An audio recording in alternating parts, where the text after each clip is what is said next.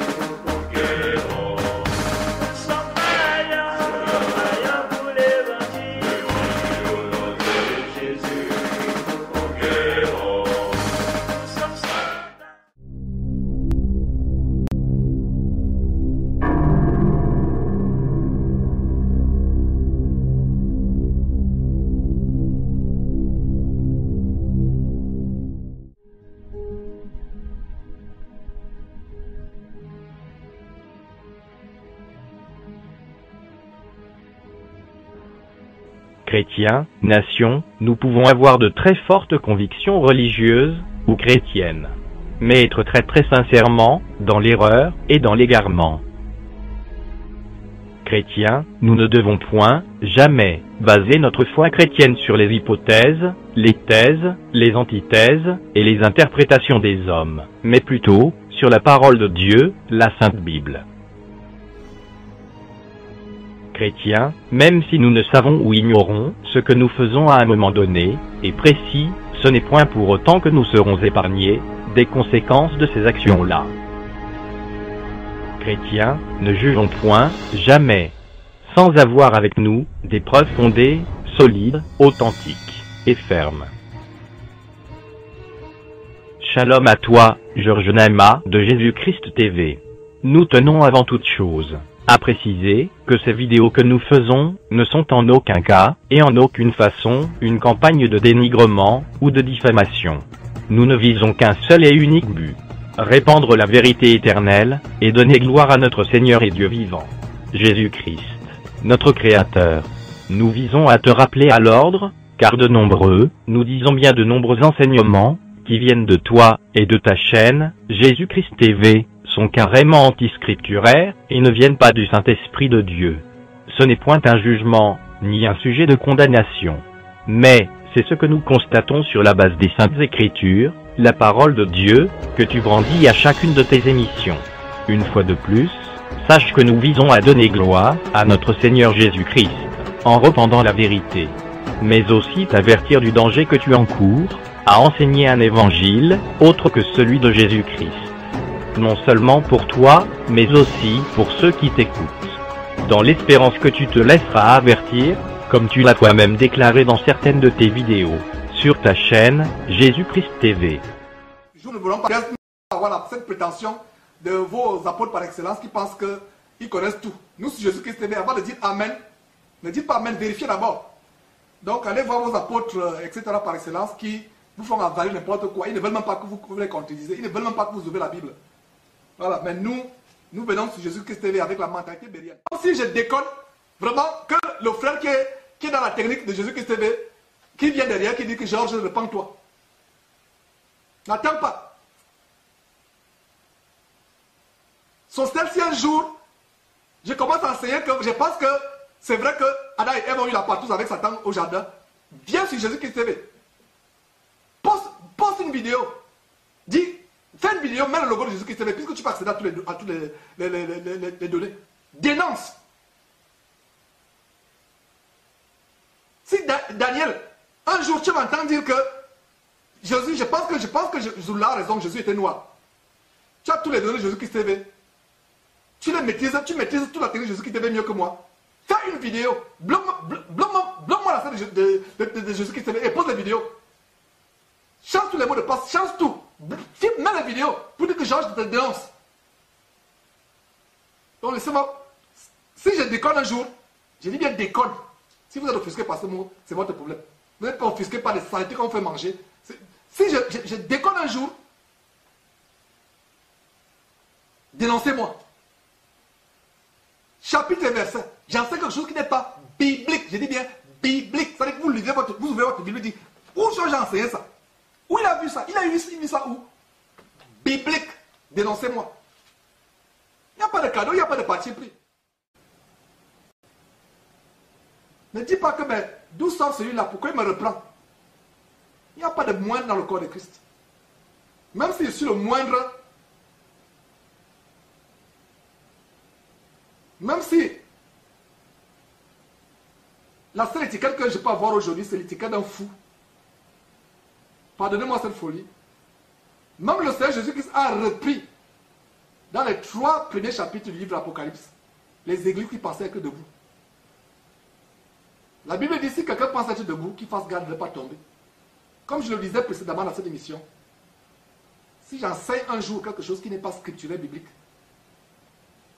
qu'un membre de Jésus-Christ TV me bloque l'accès à tout ce qui se passe derrière et qu'il fasse des vidéos, je ne sais même pas comment il a fait pour publier la vidéo. Je me soumettrai. Écarte l'évangile un jour et vous avez la preuve scripturelle biblique que je me suis écarté, ne m'appelez même pas, dénoncez-moi publiquement. Si je m'écarte l'évangile un jour et vous avez la preuve scripturelle biblique que je me suis écarté, ne m'appelez même pas, dénoncez-moi publiquement. Faisons attention, frères et sœurs, et priez pour moi, s'il vous plaît, pour que l'orgueil ne monte pas. Et si quelqu'un un jour regarde une émission et remarque que j'étais en quelque point orgueilleux de quelque manière que ce soit, c'est avec beaucoup de plaisir que je vais accepter cela. Contrairement à ce témoignage d'un homme qui a vu l'enfer, qui dit que quelqu'un a été en enfer parce qu'on lui a demandé pourquoi tu es en enfer. Il dit que je suis en enfer parce que je reprenais mon pasteur. Mon pasteur faisait des choses qui ne sont pas bien, alors je le corrigeais avec la parole de Dieu. Je me suis retrouvé en enfer. Ha! Ça veut dire que Paul aussi se serait retrouvé en enfer pour avoir repris Pierre qui a été hypocrite vis-à-vis des païens en Galates chapitre 2. Ça veut dire que Paul est en enfer aujourd'hui. Vous voyez les mensonges. Je suis en enfer parce que j'ai corrigé mon pasteur par rapport à la parole de Dieu. Je l'ai repris. Je l'ai réprimandé par rapport à la parole de Dieu. Et la parole de Dieu dit on ne doit pas s'attaquer à loin de Dieu. Regardez la séduction et le mensonge. Votre pasteur n'obéit pas à la parole de Dieu. C'est votre devoir de l'avertir avec la Écriture, avec amour bien entendu et avec respect. C'est une autorité. Choisissez les mots, choisissez les expressions. Faites attention à comment vous adressez à lui. Mes frères et sœurs, faites attention. Mais c'est votre responsabilité de lui exposer avec douceur, avec respect, avec courtoisie, que frère, tu es dans l'erreur. Voilà ce que dit l'Écriture. Et s'il est humble, il va changer. Donc si vous remarquez quelque chose, si vous remarquez même que j'ai dit quelque chose qui n'est pas approprié par rapport aux Écritures, mes frères et sœurs, avec amour, s'il vous plaît, avertissez-moi. Je vais aller vérifier les Écritures. Si je suis convaincu, je vais changer. Que Dieu vous bénisse au nom de Jésus-Christ. Corrigez-moi si j'ai tort, et je vais accepter vraiment que j'ai tort, et je vais corriger ce que je dis. Galates 1, versets 8 et 9 disent ceci. Quand bien même nous les apôtres, pas Georges qui vous parle, Paul parlait de lui, Pierre et autres, quand même les apôtres, quand bien même un ange venu du ciel vous annonce un autre évangile que celui qui a été annoncé, qu'il soit anathème. Donc peu importe, que la personne soit Billy Graham, que la personne soit Paul Washer, que la personne soit Wilkinson, nous croyons la parole de Dieu. Imaginez-vous un ange du ciel qui vous annoncer un autre évangile. La Bible dit en Galates chapitre 1, verset 8 et 9 qu'il soit anathème. Donc, ne regardez plus les personnes parce qu'elles sont célèbres. Et c'est l'erreur qu'il y a aujourd'hui. Comme Jésus-Christ a beaucoup d'audience, tout ce que Georges dit, c'est la vérité. C'est faux. Georges vous donne la parole, écoutez et examinez, lisez. Erreur que les gens font. comme tel frère a plusieurs vidéos, comme Georges a Jésus-Christ TV, tout ce que Georges enseigne, c'est la vérité. C'est le mensonge, c'est une ruse. Quand Georges enseigne, vérifiez. Les juifs de Béret vérifiaient chaque jour les Écritures pour voir si ce qu'on enseigne est exact. Ils vérifiaient chaque jour les Écritures. Adresse de Paul David Moïse à Georges Naima de Jésus-Christ TV. Georges Naima, ce fut un temps où toute l'équipe du SMSJC, et moi, Paul David Moïse, ainsi que tous nos frères et sœurs en notre Seigneur Jésus-Christ, avions cru que nous soutenons et combattons le même combat, celui de dénoncer les œuvres des ténèbres et d'annoncer la saine doctrine de notre Seigneur Jésus-Christ. Mais, plus le temps passe, nous nous rendons compte que tu fais du syncrétisme religieux un mélange, un amalgame de l'erreur et de la vérité. Tu détruis ainsi, dans les consciences de tous ceux et de toutes celles qui sont faibles et en quête d'une identité spirituelle véritablement chrétienne, les doctrines fondamentales et apostoliques de notre Seigneur Jésus-Christ. C'est très triste et très dommage de s'égarer de la sorte. Nous, ainsi que moi-même, Paul David Moïse, avions discerné ton manque d'équilibre dans plusieurs aspects de tes enseignements. Bien que de nombreuses fois, ce que tu dis semble sensé et bienséant, selon la doctrine de notre Seigneur Jésus-Christ. Georges Naima, il est bien vrai que le modèle du Nouveau Testament nous révèle très clairement et très ouvertement que nos corps, nous chrétiens nés de nouveau, sont le temple du Saint-Esprit. Il est certes vrai que le modèle des églises de maison sont un modèle du Nouveau Testament. Mais, il convient de souligner clairement que notre Seigneur Jésus-Christ et ses saints apôtres ont aussi enseigné dans des temples, bâtiments. Bien que sachant très pertinemment que le corps des chrétiens, c'est le temple du Saint-Esprit. Voir Jean 8, verset 20, Jean 10, verset 22 à 23. Acte 1, verset 14. Acte 2, verset 46. Acte 3, verset 1. Acte 5, verset 12. Et acte 20, versets 7 à 8, pour ne citer que ceci, car il y en a plusieurs. Sur ce point, tu manques réellement, même véritablement d'équilibre, et tu fais marcher les chrétiens immatures sur un seul pied. Tu les déséquilibres doctrinalement. Aussi, tous ceux et toutes celles qui essaient de te ramener au pas, ou encore de te faire entendre raison, par amour, par la saine doctrine. Lorsque leur point de vue diverge du tien et de Jésus-Christ TV, tu les taxes d'endoctriner, de personnes ayant été conditionnées et préprogrammées dans leur dénomination et par leur pasteur. Georges Naima. Là, tu t'égares et tu te trompes, et c'est encore vraiment très dommage. Tu sais, Georges Naima, l'Église épouse existe aussi bien au sein des dénominations, qui ne sont qu'une volonté permissive de Dieu, qu'en dehors des dénominations. Voir acte 2, verset 47. Le plus important n'est point d'appartenir à une dénomination quelconque, ou d'être en dehors. Le plus important est d'appartenir à notre seul vrai Dieu éternel, Jésus-Christ. C'est ce qui est la vérité. Lui appartenir, à lui seul, notre unique vrai Dieu créateur, Jésus-Christ. Lui seul, et non point, à une religion inventée par l'homme ou à un système de règles ou de choses. Voir Colossiens 2, versets 8 à 10. Colossiens 2, versets 16 à 23, et Tite 1, verset 14.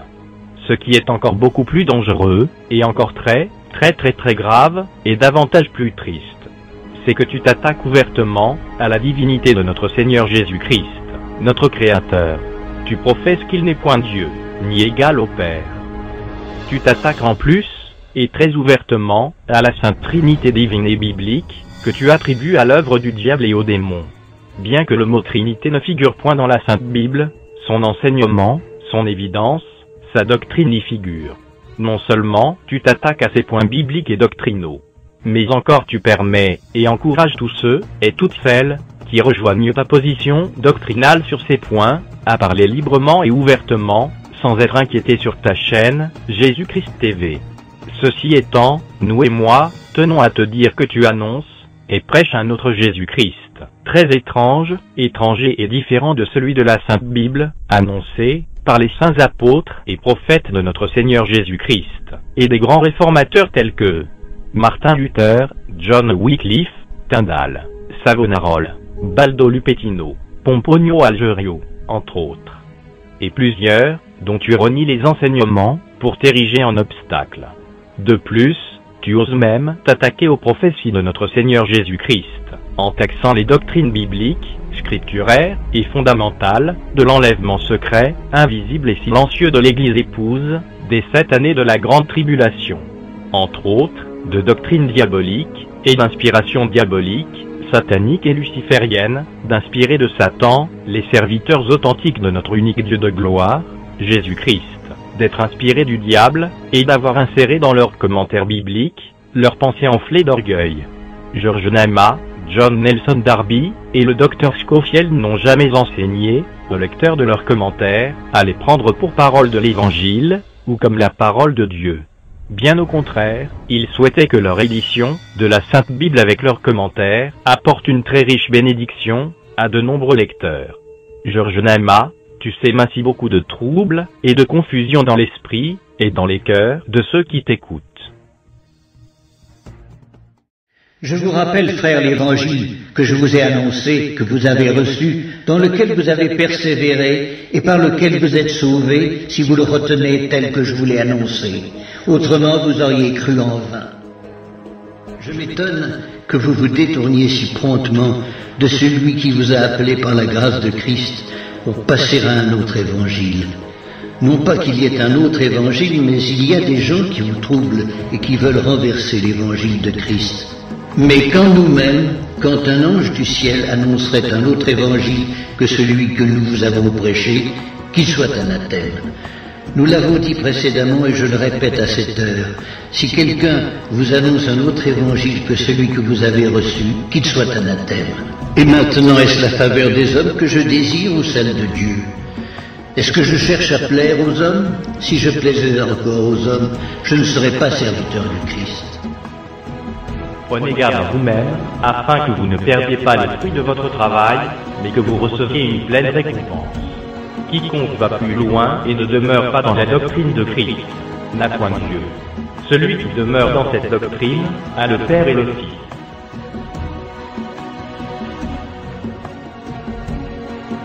Chrétiens, nation, nous pouvons avoir de très fortes convictions religieuses ou chrétiennes, mais être très sincèrement dans l'erreur et dans l'égarement. Chrétiens, nous ne devons point, jamais, baser notre foi chrétienne sur les hypothèses, les thèses, les antithèses et les interprétations des hommes, mais plutôt sur la parole de Dieu, la Sainte Bible. Chrétiens, même si nous ne savons ou ignorons ce que nous faisons à un moment donné, et précis, ce n'est point pour autant que nous serons épargnés des conséquences de ces actions-là. Chrétiens, ne jugeons point, jamais, sans avoir avec nous des preuves fondées, solides, authentiques et fermes. Chrétiens, nation, sortez des religions, le Seigneur appelle son peuple à sortir des religions, afin de le chercher dans l'intimité. Les religions ne sont pas de Dieu, mais ce sont les hommes influencés par Satan qui les ont créées. La religion est censée représenter ce qui relie l'homme à Dieu. Et la parole nous enseigne qu'il n'y a qu'un seul médiateur entre Dieu et les hommes, et il s'agit de Jésus-Christ, homme. C'est l'Esprit de Christ qui nous relie à Dieu. Notre Seigneur et Messie Jésus-Christ est la seule véritable religion, et il appelle son peuple à sortir des dénominations et à revenir à lui. Il est important de comprendre que Dieu ne se trouve pas dans les religions humaines, mais dans le cœur de tous ceux et toutes celles qui l'ont réellement accepté dans leur cœur, et dans sa parole, la Sainte Bible. Nous devons nous approcher de Dieu en toute simplicité de cœur, et avec sincérité, en rejetant les coutumes, les traditions, les habitudes que nous avions autrefois, afin d'apprendre à le connaître véritablement.